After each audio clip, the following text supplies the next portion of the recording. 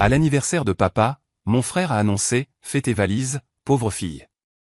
Cette maison est à vendre ». Tout le monde a acclamé et levé son verre. Je suis sorti et j'ai passé un seul coup de fil. 10 minutes plus tard, les cris ont commencé. Je m'appelle Amanda, j'ai 32 ans et je suis la plus jeune fille d'Harold. Il y a 5 ans, j'ai sacrifié ma carrière dans le marketing pour m'occuper de mon père vieillissant après le décès de maman.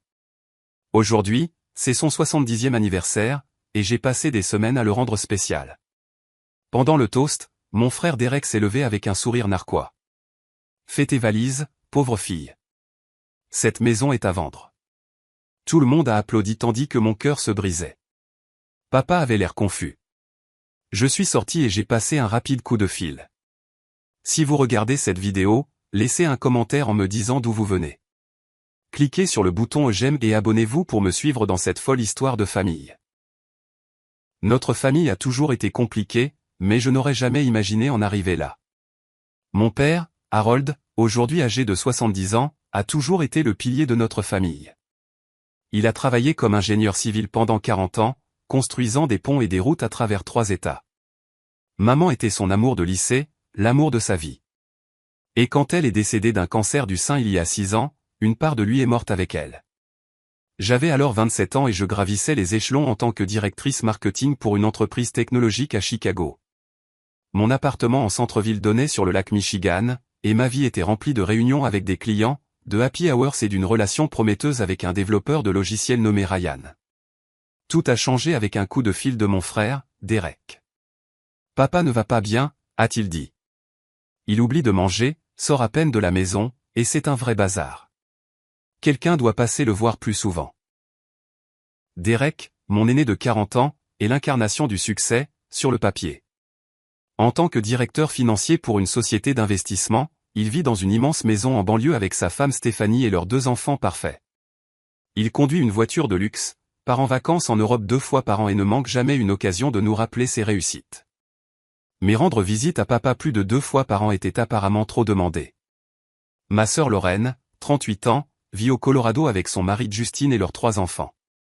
Elle enseigne dans une école privée et a toujours pris le parti de Derek dans les affaires de famille. Comme lui, elle rentre rarement à la maison et appelle papa peut-être une fois par mois. Leur excuse est toujours la même, ils sont occupés avec leur propre famille, leur propre vie. J'étais la seule sans ces attaches, alors la responsabilité m'est revenue.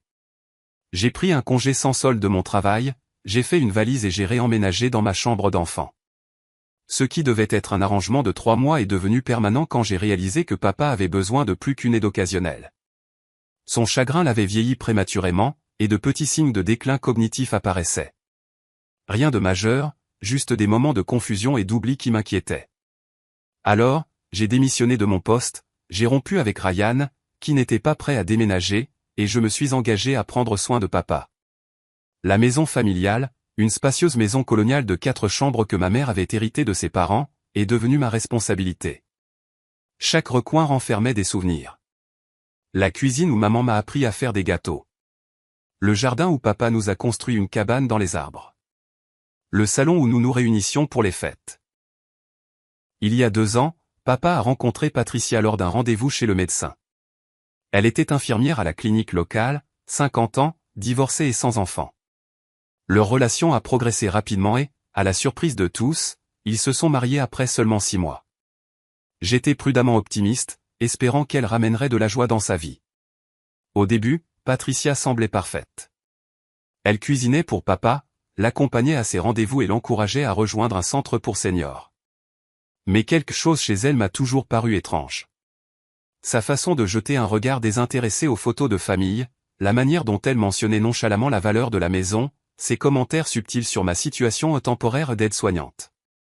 Derek et Lorraine l'ont accueilli à bras ouverts, y voyant peut-être une occasion de se décharger de leur culpabilité. Tu vois, papa va bien maintenant. Il a Patricia. Tu peux reprendre ta vie. M'a dit Derek lors d'une de ses rares visites. Mais je ne pouvais pas partir. Papa avait encore des bons et des mauvais jours. Son arthrite rendait parfois la montée des escaliers difficile. Son hypertension artérielle nécessitait une surveillance régulière, et des moments de confusion occasionnels se produisaient encore, surtout quand il était fatigué. Pendant ce temps, mes relations avec Derek et Lorraine se sont de plus en plus tendues. Ils critiquaient de loin mes décisions en matière de soins, remettant en question les médicaments que papa prenait, les médecins qu'il voyait, même la nourriture que je préparais. Pourtant, leur propre contribution restait limitée à de courtes visites et des appels téléphoniques occasionnels. Tu gâches ton potentiel, disait Derek. Tu fuis la vraie vie en jouant à l'infirmière. Lorraine ajoutait, ce n'est pas sain de mettre ta vie entre parenthèses comme ça. Papa ne voudrait pas ça. Mais ils n'ont jamais offert de vraies solutions. Jamais proposé de prendre papa pour de longues périodes. Jamais suggéré de thérapie familiale ou de partage des soins. Il était plus facile de critiquer que d'aider. Oncle Walter, le frère cadet de papa, était mon seul allié. Vivant à 3 heures de route à Cleveland, il rendait visite dès qu'il le pouvait et prenait toujours le temps d'appeler papa 2 fois par semaine. Walter comprenait mon choix et le défendait auprès de Derek et Lorraine.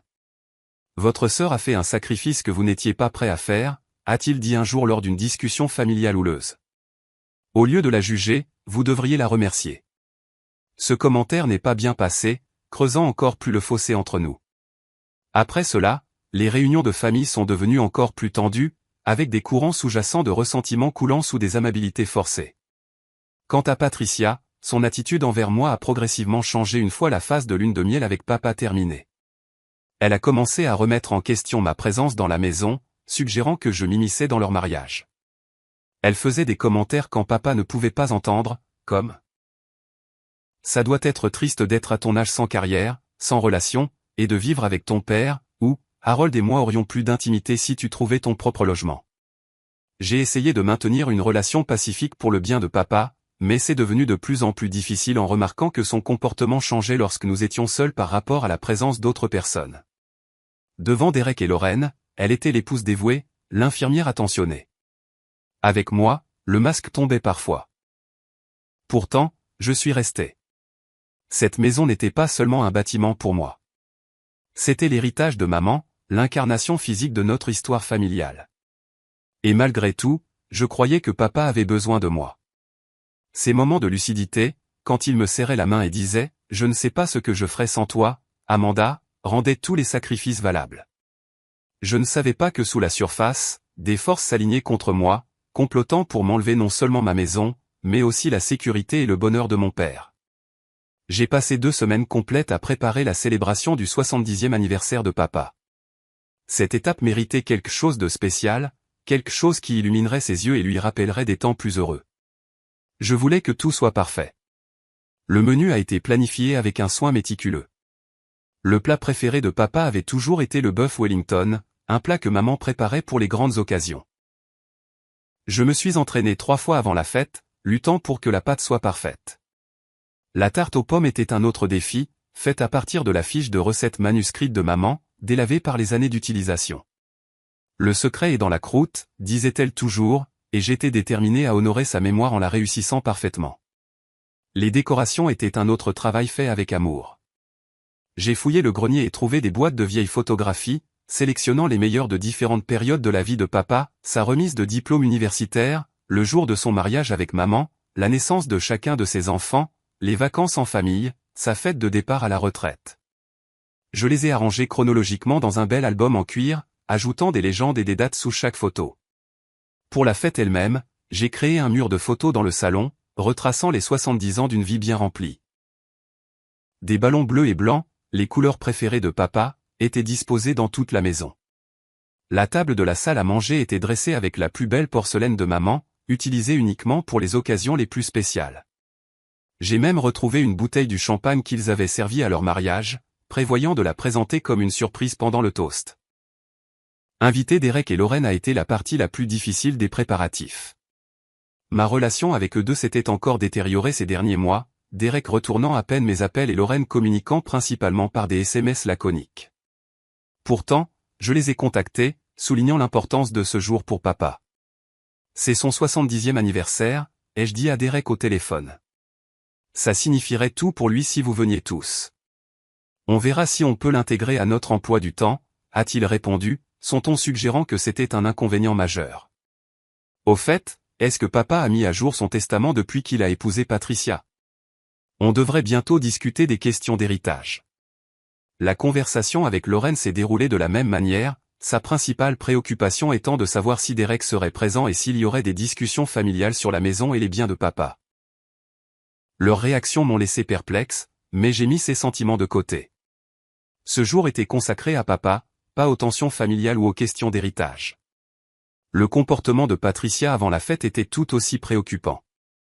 Elle a insisté pour inviter plusieurs de ses propres amis que papa connaissait à peine, y compris quelqu'un qu'elle a vaguement décrit comme un « associé d'affaires ».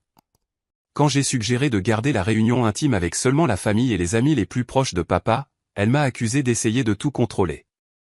C'est aussi ma maison maintenant, m'a-t-elle rappelé. Et Harold est mon mari. J'ai mon mot à dire sur qui célèbre avec nous. Il y avait aussi ces réunions privées de plus en plus fréquentes avec Derek. 2 fois dans le mois précédant l'anniversaire, Derek est venu pendant que papa était à ses séances de physiothérapie. Lui et Patricia s'asseyaient à la table de la cuisine, parlant à voix basse, étalant des papiers qui étaient rapidement ramassés quand j'entrais dans la pièce.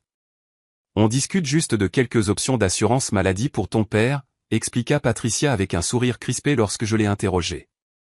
Derek a des relations dans le secteur. Mais j'avais entreaperçu ce qui ressemblait à des brochures immobilières et des formulaires d'évaluation de propriété avant qu'ils ne soient escamotés. Quelque chose se passait dans mon dos, mais sans preuve concrète, je ne pouvais que rester vigilante. J'ai confié mes inquiétudes à l'oncle Walter lors d'un de nos appels privés. Walter avait reçu un diagnostic de cancer de la prostate plus tôt dans l'année et suivait un traitement, ce qui rendait peu probable sa présence à la fête d'anniversaire.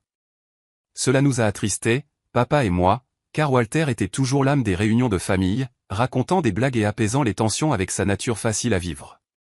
Garde l'œil ouvert, Amanda, m'a conseillé Walter quand je lui ai parlé des réunions secrètes. Je ne fais pas confiance à Patricia, et Derek a toujours été trop obsédé par l'argent. Tu te souviens de ce que ta mère disait toujours à propos de la maison? Maman avait été explicite, la maison familiale devait rester dans la famille, de préférence avec celui qui s'occupait de papa dans ces dernières années. C'était son héritage, et elle voulait qu'il continue d'abriter ce qu'elle aimait. Ce souhait avait été documenté dans son testament, papa recevant un droit d'usage viager et la propriété revenant finalement à ses enfants. J'ai pensé à prendre quelques précautions, ai-je avoué à Walter. Des précautions légales. C'est sage, a-t-il convenu. Laisse-moi passer quelques appels. J'ai encore des contacts de l'époque où je travaillais dans le droit immobilier. Le soutien de Walter m'a donné de la force, mais je me surprenais encore à rester éveillé la nuit, m'inquiétant de ce qui pourrait se tramer. La semaine avant la fête, j'ai remarqué que Patricia regardait les médicaments de papa, ajustant apparemment les dosages quand elle pensait que personne ne regardait. Papa avait été plus confus dernièrement, plus facilement fatigué. Quand j'ai suggéré de l'emmener pour un bilan de santé, Patricia a insisté sur le fait que ce n'était pas nécessaire. Il vieillit, c'est tout, Amanda. Arrête d'être paranoïaque. J'ai aussi découvert que Patricia avait fait visiter la maison à des inconnus pendant que papa et moi étions sortis, des voisins rapportant que des gens se promenaient sur la propriété et prenaient des mesures. Confrontée, elle a prétendu que c'étaient des amis qui envisageaient de rénover leur propre maison et voulaient voir notre agencement pour avoir des idées. Malgré ces développements troublants, je restais déterminé à rendre l'anniversaire de papa spécial. La veille de la fête, j'ai finalisé le cadeau surprise que je préparais depuis des mois, 2 billets pour le lac Tahoe, où mes parents s'étaient fiancés 45 ans plus tôt. Papa parlait souvent avec nostalgie de ce voyage, du lever de soleil sur l'eau quand il a demandé maman en mariage.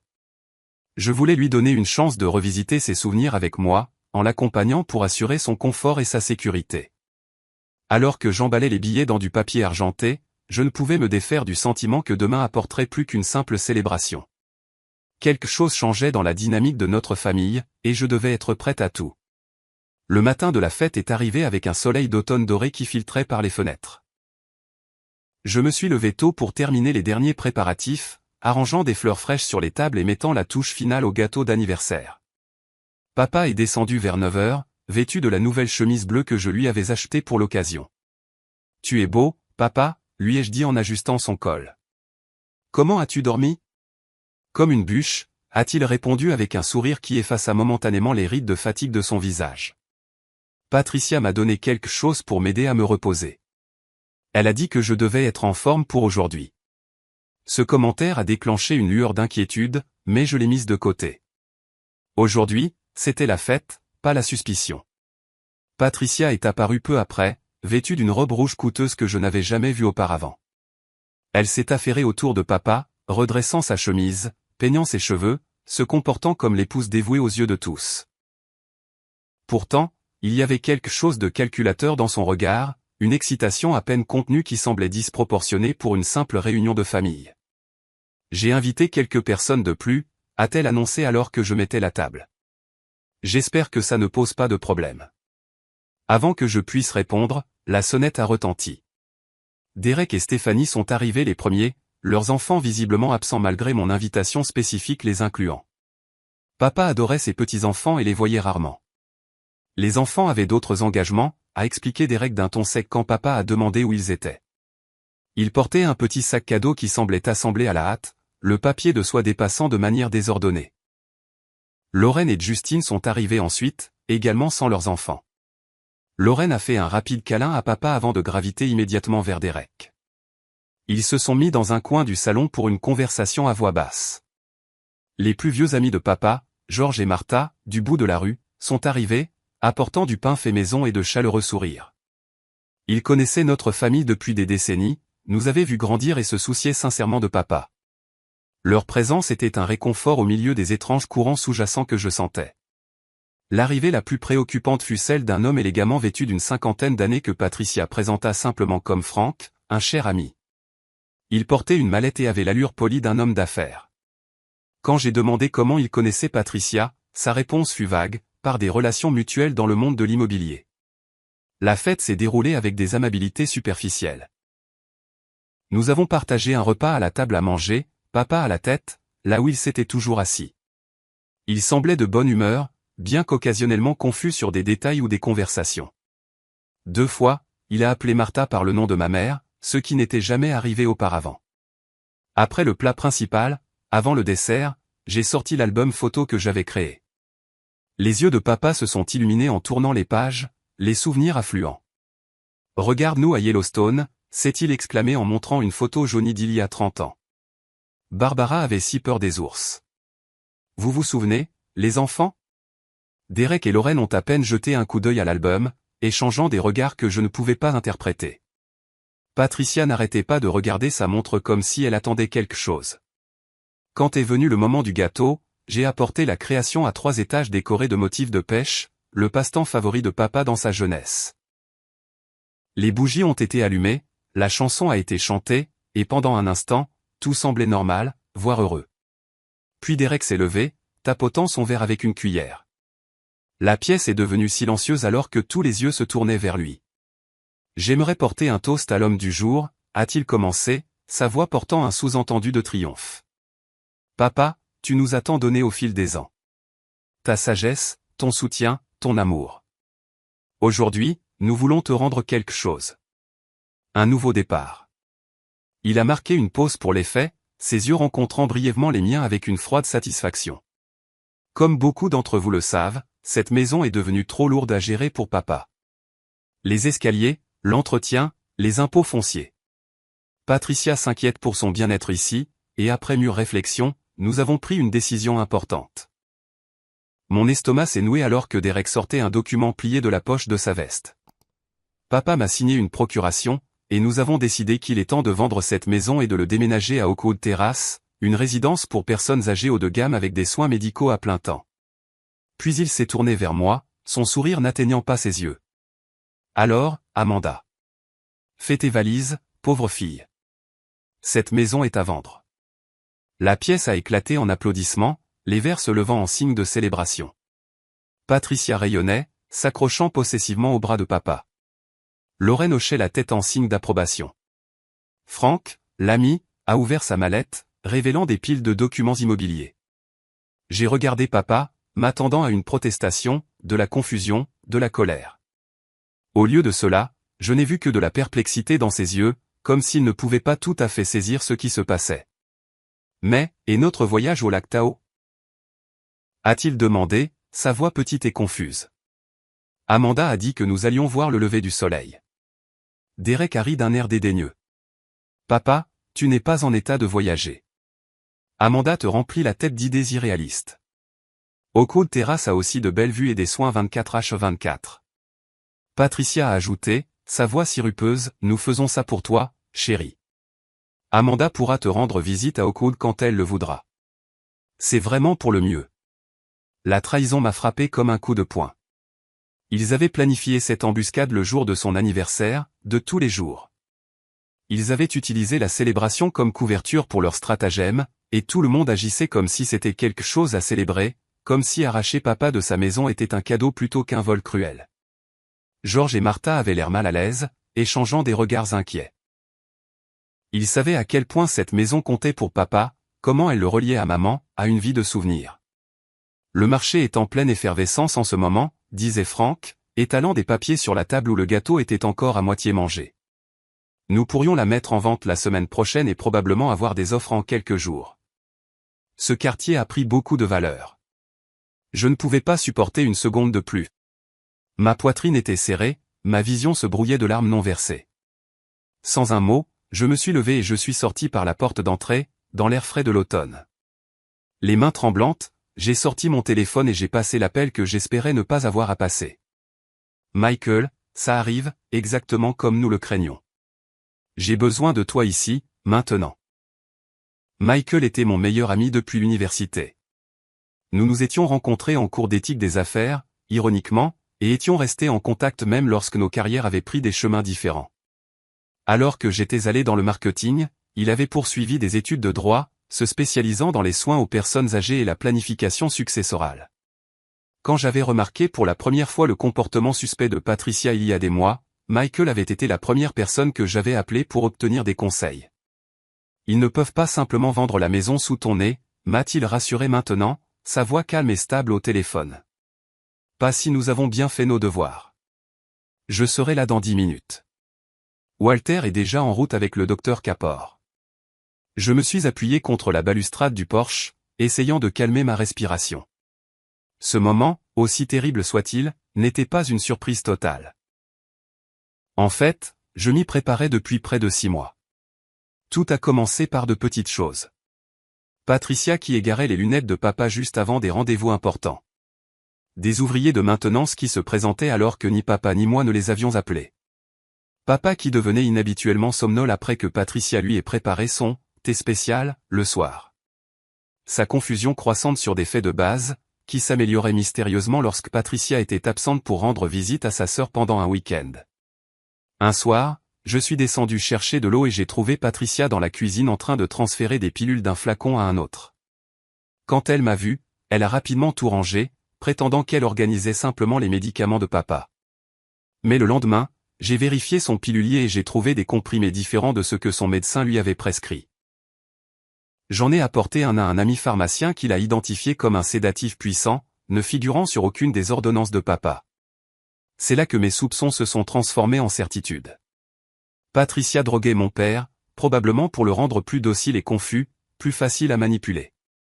À peu près à la même époque, j'ai remarqué que Derek faisait des apparitions plus fréquentes, toujours quand papa était sorti ou faisait la sieste. Lui et Patricia se penchaient ensemble sur des documents, parlant à voix basse. Une fois, j'ai surpris des bribes de conversation, procuration, évaluation de la propriété, et partager la différence. Le plus troublant a été de trouver un vieil échange de SMS sur le téléphone de papa alors que je l'aidais avec une application. Des messages entre Patricia et Derek datant de 3 ans, bien avant qu'elle ne rencontre papa à la clinique. Dans un échange, Derek écrivait « Trouver une cible parfaite. Veuf, propriétaire d'un bien de valeur. La fille qui vit avec lui pourrait être un problème. On te tient au courant. » Patricia avait répondu « La fille peut être gérée. Trouve-moi un moyen de le rencontrer et je m'occupe du reste. » Ils avaient délibérément ciblé papa. La rencontre de Patricia à la clinique n'avait jamais été un hasard. Elle avait été placée là par Derek, dans le cadre d'un plan calculé pour prendre le contrôle de la maison. Quand j'ai montré ces messages à papa pendant un moment de lucidité, il était anéanti mais aussi dubitatif. Patricia même, a-t-il insisté. Derek est mon fils. Il ne ferait pas ça. Son déni était déchirant mais compréhensible. Personne ne veut croire que ses proches pourraient le trahir si fondamentalement. Et à ce moment-là, la manipulation des médicaments par Patricia avait progressé au point que papa avait plus de jours de confusion que de jours clairs. C'est là que j'ai contacté Walter pour obtenir de l'aide. Malgré ses traitements contre le cancer, il a immédiatement agi, me mettant en contact avec ses anciens collègues juristes et m'aidant à formuler un plan de protection. Ta mère ne me pardonnerait jamais si je l'ai laissé prendre cette maison à Harold, avait dit Walter. Ou si je l'ai laissé te mettre à la porte après tout ce que tu as sacrifié. Travaillant discrètement, nous avons organisé pour papa une évaluation cognitive pendant une de ces périodes de clarté, avec le docteur Kapor, un gériatre non lié au réseau de Patricia. Les résultats ont montré que, bien que papa ait un léger trouble cognitif, il était toujours juridiquement compétent lorsqu'il n'était pas sous l'influence de médicaments non autorisés. Avec cette documentation en main, nous avons travaillé avec Michael pour créer un ensemble de protections juridiques. Papa a signé une procuration pour les soins de santé désignant Walter et moi comme ses décideurs. Il a créé une nouvelle procuration générale, limitée à des actions spécifiques et nécessitant la double signature de Walter et de moi-même. Et plus important encore, il a signé une déclaration énonçant son souhait explicite de rester dans la maison familiale avec des soins à domicile appropriés si nécessaire. Tous ces documents ont été dûment attestés par des témoins et notariés un jour où Patricia assistait à une conférence d'infirmières qui, j'ai découvert plus tard, n'a jamais existé. Nous avons gardé les originaux dans le bureau de Michael, en sécurité, donnant à papa des copies à cacher dans sa boîte de matériel de pêche, un endroit que Patricia ne touchait jamais. Nous avons également installé de petites caméras dans les parties communes de la maison, enregistrant légalement les activités de Patricia. Les images la montraient manipulant les médicaments, fouillant dans les papiers personnels de papa, et une fois, le giflant quand il lui a demandé où étaient passées certaines de ses économies. Je rassemblais méthodiquement ces preuves, prévoyant d'affronter Patricia avec le soutien de Walter une fois ses traitements terminés. Mais Derek avait accéléré le calendrier avec cette embuscade d'anniversaire, me forçant la main. Alors que je terminais l'appel avec Michael, j'ai pris une profonde inspiration et je me suis préparé à retourner à la fête. Par la fenêtre, je pouvais voir Derek distribuer des papiers à signer. Patricia gesticulait avec enthousiasme à propos de quelque chose, probablement l'appartement de luxe qu'elle avait si peu subtilement recherché en ligne. Papa était affalé sur sa chaise, faisant bien ses 70 ans, et même plus, la confusion évidente dans sa posture. Ma colère brûlait, froide et claire. Il ne s'agissait pas seulement de la maison, même si cela comptait. Il s'agissait de la dignité de papa, de son droit de faire des choix éclairés sur sa propre vie. Il s'agissait d'honorer les souhaits de maman pour la maison familiale.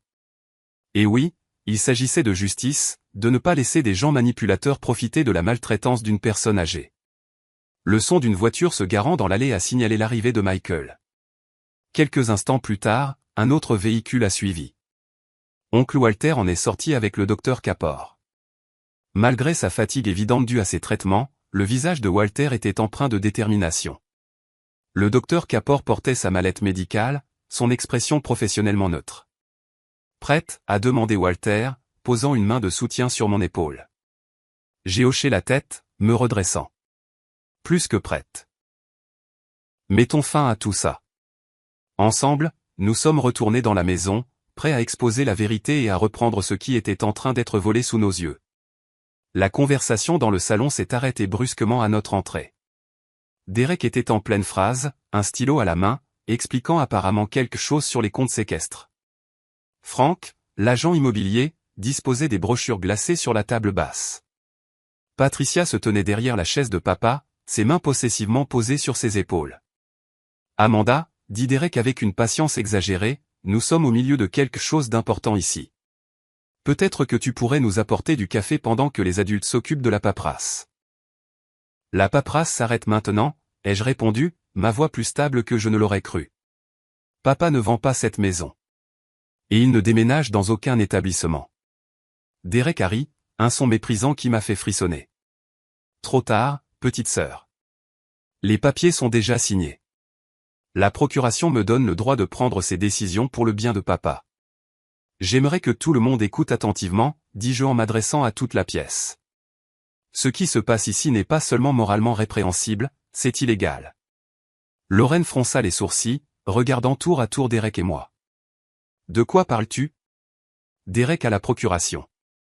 Tout est en règle. Vraiment, ai-je lancé. Est-ce que quelqu'un s'est demandé pourquoi papa a soudainement eu besoin de quelqu'un pour prendre ses décisions à sa place? Est-ce que quelqu'un a remis en question le moment opportun de son déclin cognitif après l'entrée de Patricia dans sa vie? Patricia halta de façon théâtrale. Comment osez-vous? Je n'ai fait que prendre soin d'Harold. Dis-leur, chérie. Elle donna un coup de coude à papa, qui avait l'air confus et mal à l'aise.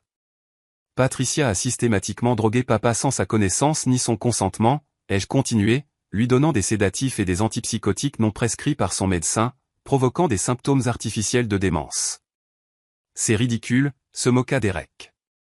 Tu es juste contrarié parce que tu vas devoir te trouver un endroit où vivre. Il est temps de grandir, Amanda.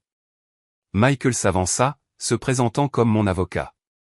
En fait, nous avons des preuves de manipulation de médicaments, y compris des enregistrements vidéo et des dossiers de pharmacie.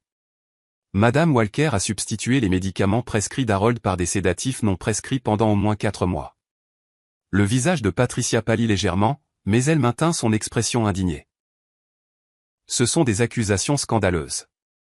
Harold, dis-leur à quel point je prends bien soin de toi. Papa avait l'air incertain, son regard se déplaçant entre Patricia et moi. Je ne suis pas sûr de ce qui se passe. Parce que tu as été drogué, papa, dis-je doucement. Tu te souviens comme tu te sentais lucide le mois dernier quand Patricia a rendu visite à sa sœur? C'est parce que tu prenais réellement tes bons médicaments. Lorraine avait l'air de plus en plus mal à l'aise. Derek, est-ce que quelque chose de tout ça est vrai? Étais-tu au courant des problèmes de médicaments? Avant que Derek ne puisse répondre, Walter prit la parole. Il y a plus. Patricia et Derek se connaissent depuis des années. Ils ont planifié tout ce scénario, ciblant spécifiquement Harold pour sa propriété. C'est absurde, bafouilla Derek. Patricia et papa se sont rencontrés à son rendez-vous chez le médecin. C'était complètement un hasard. J'ai sorti mon téléphone et affiché les messages textes que j'avais récupérés. Est-ce que c'est un hasard? Des messages entre vous deux datant de 3 ans, discutant de trouver une cible avec un bien de valeur? Discutant de comment me gérer parce que je pourrais être un problème? Planifiant comment prendre le contrôle de la maison? Lorraine halta, attrapant le téléphone pour lire les messages elle-même. Oh mon Dieu, Derek, dis-moi que ce n'est pas vrai. Le visage de Derek rougit de colère. Ces messages pourraient signifier n'importe quoi. Tu déformes les choses. Le docteur Kapor s'avança alors, s'adressant directement à papa. Monsieur Walker, je suis le docteur Kapor. Nous nous sommes rencontrés le mois dernier pour une évaluation cognitive. Avec votre permission, j'aimerais prélever un échantillon de sang aujourd'hui pour rechercher des médicaments non prescrits. Papa hocha lentement la tête, commençant à comprendre la gravité de la situation. Oui, s'il vous plaît, faites-le. Patricia s'y opposa immédiatement. C'est inutile et invasif. En tant que sa femme, je ne consens pas à des tests sanguins aléatoires. Heureusement, Patricia, votre consentement n'est pas requis, intervint Michael. Harold a une procuration pour les soins de santé donnant l'autorité décisionnelle à Walter et Amanda.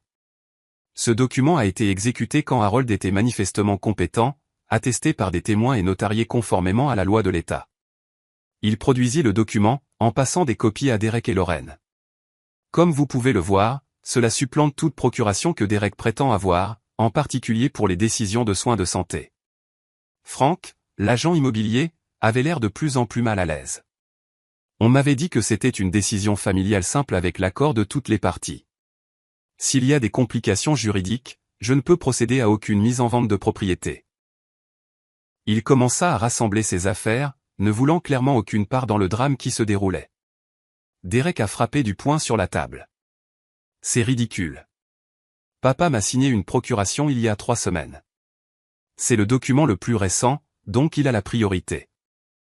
En fait, a rétorqué Michael, une procuration signée alors que le mandant est sous l'influence de substances altérant l'esprit non prescrites par un médecin est nulle de plein droit. De plus, le document que Harold a signé avec Amanda et Walter révoque explicitement toutes les procurations antérieures et reste en vigueur sauf révocation écrite avec les mêmes exigences de témoignage. Lorraine s'était éloignée de Derek, son expression un mélange de choc et de dégoût. Je n'arrive pas à croire ça. Tu m'as dit que papa déclinait naturellement, que le déménagement était son idée une fois que tu lui avais expliqué les avantages. Ton frère t'a systématiquement menti, dit Walter, sa voix douce mais ferme. Harold n'a jamais voulu quitter cette maison. C'était la maison de la famille de Barbara, et son souhait explicite était qu'elle reste dans la famille, spécifiquement avec celui qui s'occupait de Harold dans ces dernières années. Le docteur Kapor avait fini de prélever le sang de papa et étiquetait les flacons. J'aurai des résultats urgents sur ceci dans les 24 heures. D'après mon examen précédent et ce que j'observe aujourd'hui, j'ai de sérieuses inquiétudes concernant la mauvaise gestion des médicaments. Papa observait les événements avec une conscience croissante, comme si un brouillard se levait de son esprit. Je me souviens d'avoir signé des papiers pour Derek, mais j'étais très confus ce jour-là. Patricia m'avait fait son thé spécial, elle avait dit que ça m'aiderait à mieux dormir. Patricia était maintenant visiblement nerveuse, sa façade confiante s'effritant. Harold, chéri, tu es de nouveau confus. Souviens-toi de ce que le médecin a dit à propos de tes problèmes de mémoire. Quel médecin, ai-je demandé d'un ton pointu. Parce que le docteur Kapor a trouvé que papa était cognitivement intact lorsqu'il était correctement médicamenté. Le seul médecin affirmant un déclin sévère est le docteur Reynolds, qui est par coïncidence votre ancien collègue et dont vous avez modifié les ordonnances. Papa se tourna vers Patricia, la blessure et la trahison se lisant dans ses yeux. M'as-tu drogué, Patricia? Faisant en sorte que j'oublie des choses, que je sois confus? Elle ne répondit pas directement, se tournant plutôt vers Derek avec une expression paniquée. Fais quelque chose. Il déforme tout. Michael s'adressa de nouveau à la pièce. La procuration sur laquelle Derek s'appuie contient une signature qui, selon une analyse graphologique, a probablement été exécutée alors que Harold était dans un état altéré. Nous avons des preuves vidéo de Patricia administrant des médicaments non prescrits environ 2 heures avant la signature du document. Vous nous avez espionnés. Hurla Patricia. C'est une violation de la vie privée. Installer des caméras de sécurité dans les parties communes de sa propre maison est parfaitement légal, répondit calmement Michael. Surtout quand il y a une suspicion raisonnable de maltraitance de personnes âgées, ce qui est clairement le cas ici. George et Martha, les vieux amis de papa qui avaient regardé en silence, stupéfaits, ont finalement pris la parole. Harold n'est plus lui-même depuis des mois, a dit Martha. Nous l'avions remarqué, mais nous pensions que c'était juste l'âge. Penser que quelqu'un causait ça délibérément. L'expression de papa s'était transformée de la confusion à la colère. Pour la première fois depuis des mois, j'ai vu l'homme fort et décidé dont je me souvenais. Je veux voir ces vidéos. Je veux savoir exactement ce qui s'est passé dans ma propre maison. Le sang-froid de Patricia a finalement volé en éclats. Tout ça, c'est la faute d'Amanda, a-t-elle crié en me pointant d'un doigt accusateur. Elle a été jalouse de moi depuis le premier jour, essayant de garder Harold dépendant d'elle, isolé de tout le monde. C'est elle qui le manipule, pas moi. Derek est intervenu, son masque d'avocat fermement en place. Ce sont des allégations graves lancées à la légère. Si vous continuez avec ces déclarations diffamatoires, nous n'aurons d'autre choix que de poursuivre en justice. Michael est resté imperturbable.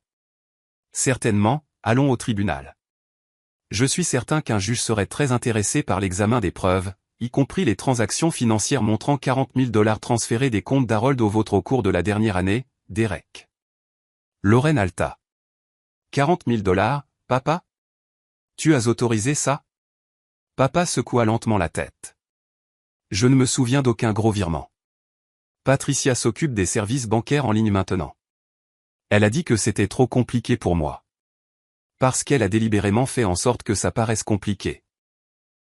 A ajouté Walter. De la même manière qu'elle vous a fait croire que vous perdiez la mémoire, vos capacités cognitives. Lorraine se tourna vers Derek, son expression se durcissant. Tu m'as dit que papa avait besoin de soins spécialisés pour la mémoire parce qu'il oubliait de payer ses factures, qu'il perdait le fil de son argent. C'était aussi un mensonge? Le visage de Derek rougit. L'argent était pour des services de gestion financière. Tout à fait légitime. Via votre propre entreprise, a noté Michael. À des taux 4 fois supérieurs à la norme du secteur. Un autre fait qui intéresserait les services de protection des adultes et peut-être le procureur. Frank, l'agent immobilier, s'était glissé vers la porte. Je pense que je devrais me retirer de cette situation. De toute évidence, il y a des problèmes familiaux à résoudre avant que toute décision immobilière puisse être prise. Sage décision, lui dit Walter. Et je vous suggère de bien vérifier vos futurs clients pour éviter d'être impliqué dans des stratagèmes de maltraitance de personnes âgées. Franck hocha la tête, mal à l'aise, et sortit précipitamment, laissant ses brochures éparpillées sur la table basse. Patricia a soudainement changé de tactique, son expression se transformant en une innocence blessée alors qu'elle s'adressait directement à papa. « Harold, chéri, ils essaient de nous séparer. Tu sais que je t'aime. Tout ce que j'ai fait, c'était pour ton bien. » Papa était devenu de plus en plus alerte tout au long de la confrontation. Il regarda Patricia avec des yeux clairs, la voyant peut-être vraiment pour la première fois depuis des mois. « Si tu m'aimais, tu ne m'aurais pas drogué. Tu n'aurais pas comploté avec mon fils pour prendre ma maison. Tu aurais respecté mes souhaits. » Le masque de Patricia tomba complètement. « Tes souhaits? Et mes souhaits, alors? Je n'ai pas signé pour être coincé dans cette maison démodée, dans ce quartier ennuyeux. Derek m'a promis une part de la vente, assez pour le pantouse en ville que je mérite. » Le silence tomba dans la pièce à cet aveu. Même Derek semblait abasourdi par son explosion. « Je pense que tu devrais partir, Patricia, dit papa, calmement mais fermement. Maintenant. Tu ne peux pas me mettre à la porte. Je suis ta femme. C'est aussi ma maison. » Walter s'avança. « En fait, le contrat de mariage que vous avez signé excluait spécifiquement toute revendication sur cette propriété, et étant donné les circonstances, je crois que nous avons des motifs pour une annulation accélérée pour cause de fraude. » Patricia se tourna vers Derek, paniquée. « Tu avais dit que le contrat de mariage n'était qu'une formalité, qu'une fois la maison vendue, personne ne pourrait nous arrêter. » Derek recula. « Je n'ai jamais dit ça. Tu inventes des choses maintenant. » Lauren s'était approchée de papa, son bras protecteur autour de ses épaules. « Je n'arrive pas à croire que je sois tombé dans le panneau. Derek m'a dit que tu déclinais rapidement, que tu avais besoin de soins professionnels. J'aurais dû venir voir par moi-même au lieu de le croire sur parole. Tu étais occupé avec ta propre famille, dit papa en lui tapotant la main. Et Derek a toujours été persuasif. » Patricia, voyant ses alliés l'abandonner, fit une dernière tentative désespérée. « Très bien. Vous voulez la vérité? » « Oui. J'ai épousé Harold pour son argent et cette maison. Derek m'a approché avec le plan. Il a dit que nous pourrions tous les deux en profiter. Il s'occupe du côté commercial, je joue l'épouse dévouée. On partage les bénéfices quand la maison sera vendue. Vous êtes content maintenant? » Elle attrapa son sac à main et se dirigea vers les escaliers. « Je fais mes valises. Ce mariage était de toute façon une imposture. Une perte totale de 2 ans de ma vie à m'occuper d'un vieil homme. » Nous avons regardé en silence, stupéfaits, alors qu'elle montait les escaliers en trombe, lançant des insultes et des accusations tout le long du chemin. Le son des tiroirs arrachés et des portes de placard claquant résonnait dans la maison. Derek se tenait seul maintenant, abandonné par sa co-conspiratrice, faisant face au jugement collectif de la famille qu'il avait essayé de manipuler. « Tout ça est complètement disproportionné », a-t-il essayé, sa voix manquant de conviction. « En volant sa maison? En travaillant avec Patricia pour le droguer, ai-je contesté? En cachant tout ça derrière une fête d'anniversaire? Tu n'as jamais respecté ce que cette maison signifie pour notre famille, a ajouté Walter. Barbara voulait qu'elle reste dans la famille, pour abriter Harold jusqu'à la fin de ses jours. Tu le savais, et tu as choisi d'ignorer ses souhaits. » L'expression de Derek se durcit. Maman est partie depuis des années. Les temps changent, les priorités changent. Le sentimentalisme pour une vieille maison est financièrement irresponsable. Dehors, dit papa, sa voix plus forte que je ne l'avais entendue depuis des mois. Je ne veux pas te voir en ce moment, Derek. J'ai besoin de temps pour digérer cette trahison. Derek attrapa sa veste. Très bien, mais ce n'est pas fini. Cette procuration est toujours valide jusqu'à preuve du contraire. Nous verrons bien, répondit Michael. En attendant, j'ai demandé une ordonnance de protection d'urgence empêchant toute transaction immobilière ou retrait financier supplémentaire. Les papiers vous seront signifiés demain. Derek sortit en trombe sans un mot de plus, claquant la porte d'entrée derrière lui. Lauren est restée, des larmes coulant sur son visage. Papa, Amanda, je suis tellement désolé. Je n'avais aucune idée de ce que Derek préparait. Il m'a dit qu'Amanda était dépassée par les soins à te donner, qu'un établissement professionnel serait mieux pour tout le monde. Il t'a manipulé aussi, dis-je, surprise de constater que je n'avais pas de colère envers ma sœur. Il savait exactement quoi dire pour que son plan paraisse raisonnable. J'aurais dû remettre ça en question davantage, a-t-elle insisté. J'aurais dû venir plus souvent, voir par moi-même ce qui se passait. Ce qui compte, c'est que tu sois là maintenant, dit papa en la serrant dans ses bras. Et que la vérité soit sortie avant qu'il ne soit trop tard. Patricia est réapparue avec 2 grandes valises, son visage un masque de fureur. J'enverrai chercher le reste de mes affaires. Mon avocat vous contactera pour un accord de divorce. Je crois que la fraude et la maltraitance de personnes âgées auront un impact significatif sur toute discussion de règlement, a noté calmement Michael. Tout comme les poursuites pénales que nous allons engager. Patricia se figea. Des poursuites pénales. Vous n'êtes pas sérieux. Manipulation de médicaments, exploitation financière d'une personne âgée, association de malfaiteurs en vue d'une escroquerie, énuméra Michael. Tous des crimes dans cet état. Les résultats des tests sanguins du docteur Kapor fourniront la preuve finale nécessaire. Le visage de Patricia pâlit. Sans un autre mot, elle traîna ses valises jusqu'à la porte. Le bruit de sa voiture démarrant et s'éloignant à toute vitesse marqua la fin de sa présence dans nos vies. Dans le silence soudain qui suivit, papa regarda ceux qui restaient, moi, Lorraine, Walter, Michael, le docteur Kapor, et ses vieux amis George et Martha. Des gens qui se souciaient sincèrement de son bien-être, pas de ce qu'ils pouvaient obtenir de lui. Je crois, dit-il avec un faible sourire, que j'ai encore un gâteau d'anniversaire qui attend d'être dégusté comme il se doit. Martha alla immédiatement à la cuisine pour récupérer le gâteau et George versa de nouvelles boissons. La célébration d'anniversaire reprit, transformée maintenant en quelque chose de plus significatif. Une célébration de la vérité révélée, de la manipulation déjouée, de liens familiaux endommagés mais pas irréparables. Papa me serra fort dans ses bras. Merci d'avoir veillé sur moi, Amanda. D'avoir remarqué ce que les autres ont manqué, de t'être battu pour notre maison. Toujours, papa, ai-je promis, sentant le poids de moi d'inquiétude commencer enfin à se lever. Toujours. 3 mois ont passé depuis l'anniversaire qui a failli tout changer. Les feuilles d'automne ont laissé place à la neige hivernale, transformant notre quartier en un paisible paradis blanc. Beaucoup de choses ont changé dans notre famille, certaines douloureusement, d'autres pour le mieux. Papa s'est considérablement amélioré maintenant qu'il est correctement médicamenté. Les symptômes artificiels de démence ont disparu quelques semaines après le départ de Patricia. Sa mémoire est plus vive, son énergie s'est améliorée. Bien qu'à 70 ans, il ait encore les limitations naturelles de l'âge. Nous avons établi une routine de promenade matinale et de partie d'échecs le soir, des activités qui maintiennent son corps et son esprit actifs. Les suites judiciaires ont été rapides et décisives. Les analyses de sang ont confirmé la présence de sédatifs et d'anxiolytiques non prescrits dans le système de papa.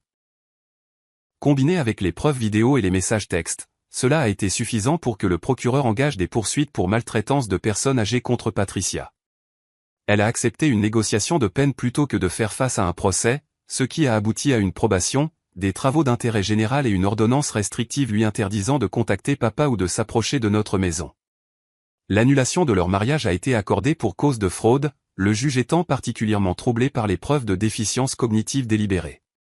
Patricia a quitté la ville peu après, déménageant apparemment en Arizona pour prendre un nouveau départ. Bon débarras. La situation de Derek a été plus compliquée et douloureuse. L'enquête a révélé qu'il détournait de l'argent des comptes de papa depuis plus d'1 an en utilisant des frais de gestion financière fabriqués de toutes pièces. Il fait face à des accusations d'exploitation financière de personnes âgées et pourrait potentiellement perdre ses licences professionnelles. Plus dévastatrice que les conséquences juridiques a été sa rupture avec la famille. Malgré plusieurs tentatives de papa pour le contacter, Derek refuse tout contact, blâmant tout le monde sauf lui-même pour la situation. Lorraine, en revanche, est devenue une présence régulière dans nos vies. Le choc de découvrir la manipulation de Derek a semblé éveiller quelque chose en elle. Elle et Justine nous rendent maintenant visite au moins 2 fois par mois, amenant parfois leurs enfants pour des week-ends. Elle et moi avons reconstruit notre relation, trouvant un terrain d'entente dans notre amour partagé pour papa et notre engagement pour son bien-être. Quant à moi, j'ai trouvé un nouvel équilibre. Avec l'amélioration de la santé de papa, je me suis senti à l'aise pour embaucher Madame Rodriguez, une aide-soignante à temps partiel qui vient 3 jours par semaine. Cela m'a permis d'accepter un poste en télétravail dans le marketing pour une start-up, gardant mes compétences à jour tout en restant disponible pour papa. Ce n'est pas la carrière de haut vol que j'avais autrefois, mais cela semble juste pour ce chapitre de ma vie. Oncle Walter a été notre pilier tout au long de cette épreuve. Après avoir terminé ses traitements contre le cancer, qui ont heureusement été un succès, il a vendu sa maison de Cleveland et a acheté une petite maison à seulement 2 rues de la nôtre. Il vient dîner plusieurs fois par semaine, et sa présence a été une guérison pour papa, qui apprécie la compagnie de son frère plus que jamais. Le changement le plus significatif a été ma perspective sur la famille et la confiance. J'ai appris que parfois, ceux qui nous sont les plus proches peuvent causer les blessures les plus profondes, que ce soit par malveillance active comme Derek et Patricia, ou par négligence passive comme la distance initiale de Lorraine. Mais j'ai aussi découvert que les liens brisés peuvent être réparés, qu'il n'est jamais trop tard pour reconstruire la confiance et la connexion. Papa et moi avons finalement fait ce voyage au lac Tahoe le mois dernier. Nous avons regardé le soleil se lever sur l'eau depuis l'endroit exact où il a demandé maman en mariage il y a 45 ans. Alors que la lumière peignait le lac de nuances d'or et de rose, il m'a raconté des histoires que je n'avais jamais entendues auparavant, de petits détails sur leur relation qu'il avait gardée privée jusqu'à présent. Ta mère serait fière de toi, Amanda, a-t-il dit alors que nous étions emmitouflés contre le froid matinal. Pas seulement pour avoir sauvé la maison, mais pour la façon dont tu l'as fait. Tu as été intelligente, préparée, et toujours gentille même face à la cruauté. Ce moment au bord du lac a cristallisé la leçon la plus importante de notre épreuve, l'amour exige de la vigilance. Pas une suspicion paranoïaque, mais une attention bienveillante. Une volonté de remarquer les changements et de poser des questions difficiles. Si j'avais ignoré les signes de la manipulation de Patricia, si j'avais rejeté mes inquiétudes pour éviter les conflits, nous aurions perdu tout ce qui comptait. J'ai aussi appris sur le pardon et ses limites. J'ai pardonné à Lorraine, dont le seul véritable crime était de trop faire confiance à Derek et trop peu à moi. Je travaille sur le pardon pour Derek, bien qu'une réconciliation semble lointaine. Quant à Patricia, je peux reconnaître son humanité sans inviter son poison à nouveau dans nos vies. Certains ponts, une fois brûlés, devraient le rester. La maison reste notre sanctuaire, maintenant remplie de plus de joie qu'elle n'en a connue depuis des années. Nous avons fait quelques modifications pratiques. Une barre de sécurité dans la salle de bain ici, un meilleur éclairage là, mais son essence reste inchangée. C'est toujours l'endroit où maman m'a appris à faire des gâteaux, où papa nous a construit une cabane dans les arbres, où des générations d'amour et de mémoire résident dans chaque recoin. Parfois, tard dans la nuit, je pense à quel point nous avons failli tout perdre. Pas seulement la structure physique, mais le sentiment de sécurité et de continuité qu'elle représente. Dans ces moments, je suis reconnaissante pour les instincts qui m'ont poussé à questionner, à enquêter, à me préparer. Cet unique coup de fil le jour de l'anniversaire de papa a tout changé, déclenchant les événements qui ont sauvé notre maison et peut-être la vie de papa. S'il y a une sagesse que je peux partager de cette expérience, c'est celle-ci, faites confiance à votre instinct quand quelque chose ne semble pas juste, surtout avec ceux que vous aimez.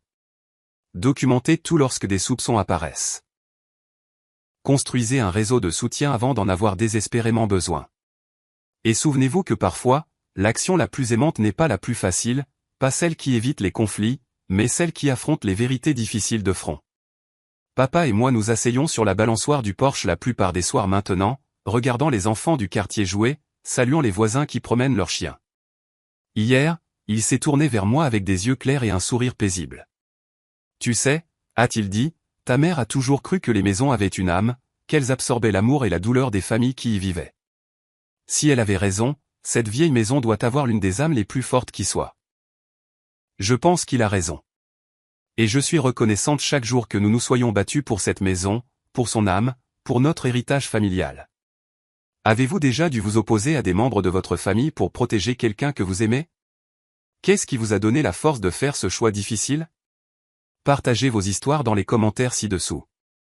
Si cette histoire vous a touché, s'il vous plaît, aimez, abonnez-vous et partagez-la avec quelqu'un qui pourrait avoir besoin d'entendre que se battre pour ce qui est juste en vaut toujours la peine, même lorsque cela signifie s'opposer à ceux qui devraient être de votre côté. Merci d'avoir écouté mon histoire, et rappelez-vous, parfois la famille que nous choisissons de créer est aussi importante que la famille dans laquelle nous sommes nés.